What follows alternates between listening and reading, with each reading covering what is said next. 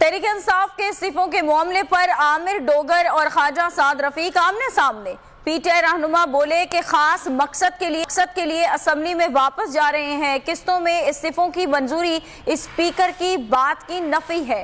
राजा परवेज अशरफ हमसे मुलाकात करें। वफाकी वजीर कहते हैं इस्तीफे क्यों दिए थे, बच्चों का खेल नहीं इलेक्शन कराना या असेंबली चलाना।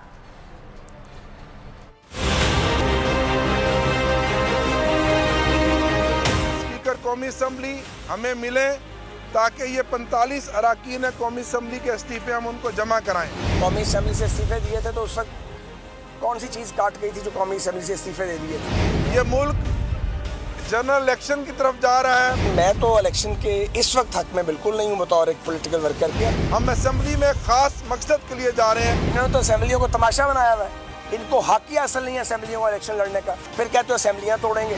हमने अपना अपोजिशन लीडर बनाना है, हम एक खास मकसद के लिए असेंबली में जा रहे हैं। बच्चों का खेल है असेंबली का करेक्शन कराना, और जब चाहो दिल किया असेंबली तोड़ दी। ये कोई इमरान खान का या उसके सहूलतकारों का खेल का मैदान बिल्कुल भी नहीं। स्पीकर ने तो अपनी स्टेटमेंट की जो ऑन रिकॉर्ड है नफी की, जब उन्होंने 35 इस्तीफे 2 बार मंजूर किए 35-35 करके 2 बैचेस में, तो वो तो उसने अपनी बात की खुद नफी की।